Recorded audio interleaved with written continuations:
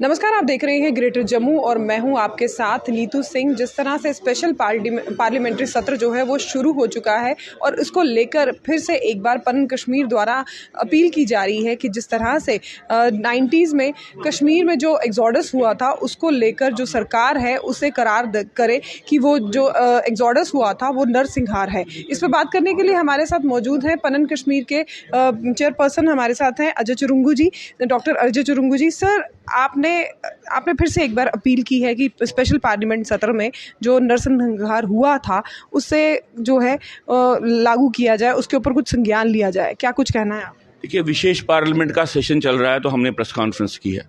Press conference करने का प्रमुख प्रोवोकेशन था जो कश्मीर में अभी चल रहा है, 6 दिन से एनकाउंटर चल रहा है। तो हमने अपनी पत्रकार कॉन्फ्रेंस में ये कहा कि भारत सरकार के सामने और लोगों के सामने भी 2 तथ्य हैं। एक तथ्य है कि बड़ा सक्सेसफुल G20 सम्मेलन हुआ और दूसरा तथ्य है कि वहाँ पे कश्मीर में एक जगह पे 6 दिन से एनकाउंटर चल रहा है, अभी वो ख़त्म नहीं हो रहा है। इनमें से कौन सा सत्य बड़ा सत्य है? नॉर्मलसी जो भारत सरकार बोलती है, नॉर्मलसी तो जम्मू कश्मीर में नहीं है। अगर वो बोल रहे हैं नॉर्मलसी नहीं है, हम नॉर्मलसी के करीब भी नहीं है। अगर वो कहते हैं कि टूरिज्म के कारण नॉर्मलसी आएगी, टूरिज्म के कारण दुनिया में कहीं पे भी नॉर्मलसी नहीं आई। एक आतंकवाद, एक युद्ध चल रहा है जिसको आतंकवादी जिहाद बोल रहे हैं। इसकी एक वैचारिक भूमिका भी है और इसकी एक पहुंच है। समाज के भीतर से भी ये पनपता है, ये बाहर से भी अपनी मदद लेता है। इस जिहाद को खत्म करना है। दूसरी बात, आज स्पेशल सेशन चल रहा है, इससे बेहतर मौका कौन हो कि भारत सरकार ये कहे कि कश्मीर घाटी में जो हिंदुओं के साथ हुआ वो कोई माइग्रेशन नहीं, एक जीनोसाइड हुआ है। उनकी रिलीजियस क्लींजिंग हुई है और जीनोसाइड के लिए जो हमने बिल का प्रारूप दिया है उनको कि आप एक कानून लाइए, उसको अडॉप्ट कीजिए पार्लियामेंट में एक कानून के रूप में, जिससे जीनोसाइड का प्रिवेंशन और पनिशमेंट हो जाए। तो आज इस सेशन से बेहतर कौन सा समय हो सकता है कि वो ये करें? ये हमारा निवेदन भी है, हमारी आशा भी है। लेकिन हमको कहीं पे किसी ने कहा कि ऐसा हो रहा है, ऐसा हमारी कोई सूचना नहीं है। सर, किस तरह से आपको लगता है कि जैसे आपने जिहाद की बात की है कि वहाँ पर अभी नॉर्मलसी नहीं है, वहाँ पर आज भी जो है हत्याएं हो रही हैं, चाहे वो सुरक्षा बलों की हो चाहे वो आम जनता की हो। आपको क्या लगता है कि सरकार को ऐसे क्या इनिशिएटिव्स लेने चाहिए जिससे वहाँ पर नॉर्मलसी, जिसकी आप डिमांड कर रहे हैं काफ़ी समय से, उस पर कुछ संज्ञान लिया जाए? पहले तो कॉन्सेप्चुअल फ्रेमवर्क उनका क्या है? भारत सरकार का कॉन्सेप्चुअल फ्रेमवर्क है, ये कुछ लोग कर रहे हैं जिनको सारी मदद पाकिस्तान से मिलती है। ये कुछ लोग नहीं कर रहे हैं, समाज का एक बहुत बड़ा वर्ग इसको आश्रय दिया हुआ है, उसको पोषण कर रहा है। दूसरी बात, ये सिर्फ पाकिस्तान की मदद से नहीं चल रहा है, आंतरिक फोर्सेस हैं जो उसको मदद दे रहे हैं। हमारा जो इकोनॉमिक सिस्टम है, हमारा जो डेवलपमेंटल प्रोग्राम है, उससे भी आतंकवादी तंत्र अपने लिए पैसा कमाते हैं। इन बातों का संज्ञान भारत सरकार को लेना चाहिए। जो लोग जम्मू कश्मीर में बिजनेस कर रहे हैं, जो कश्मीर के बड़े बड़े बिजनेसमैन हैं, जिनको फायदा मिल रहा है, क्या भारत सरकार ने यह असेसमेंट की है कि उनमें से कितने लोग हैं जो दोनों साइड से हैं, जो पाकिस्तान से भी मदद ले रहे हैं, जो हिंदुस्तान का पैसा भी कमा रहे हैं? क्या भारत सरकार के पास ऐसा कोई तंत्र है जहां पे उनने ये मतलब जानने की कोशिश की है कि भाई इलीगल इकॉनमी और लीगल इकॉनमी का जो मैरिज यहाँ पे हो गया वो कैसे हो गया है? किस तरह से इलीगल इकॉनमी लीगल इकॉनमी के माध्यम से काम कर रही? तीसरी बात, समाज के भीतर से जो सपोर्ट मिल रहा है इसको कैसे खत्म करेंगे? जमात इस्लामी पे आपने बैन लगाई है और हमारी जानकारी के हिसाब से जमात इस्लामी के साथ बातचीत भी हो रही है।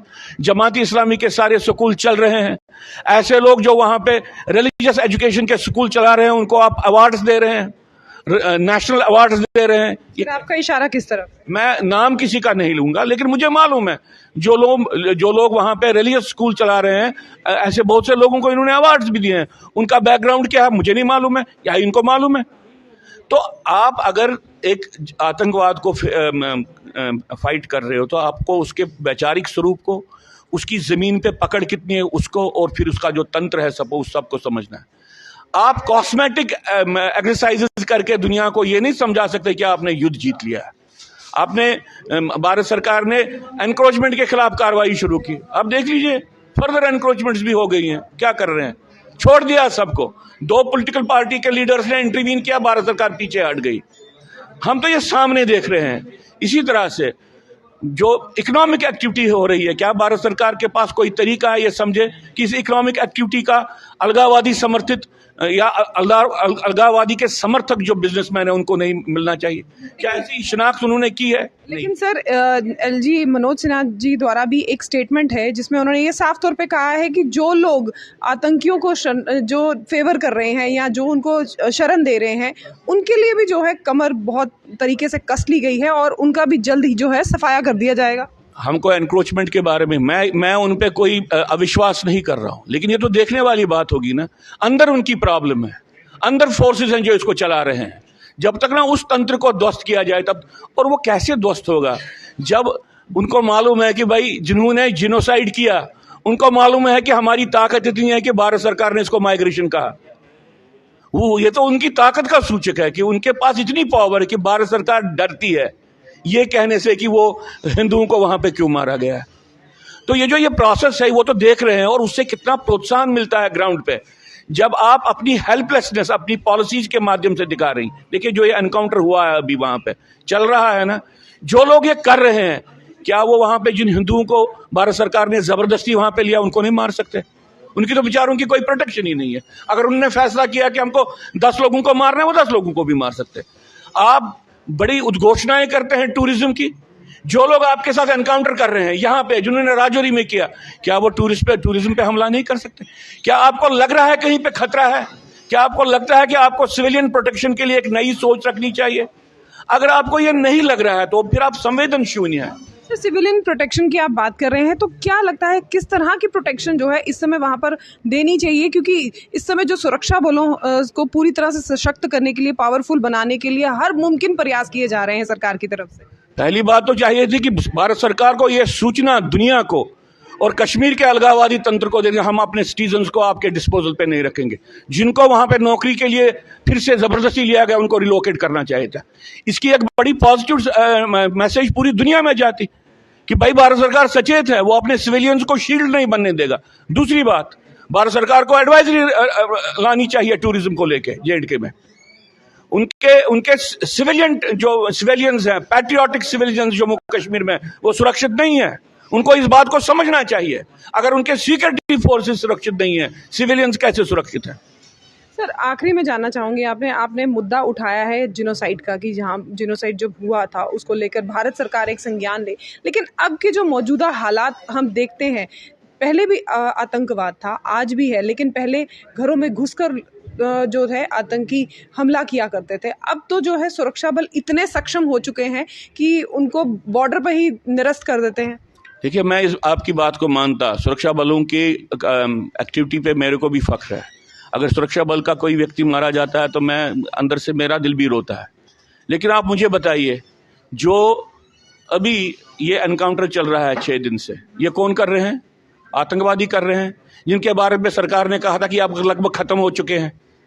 जो कोई ग्रुप 6 दिन मिलिट्री माइट के साथ एनकाउंटर करे उसकी तो कोई सोफिस्टिकेशन होगी।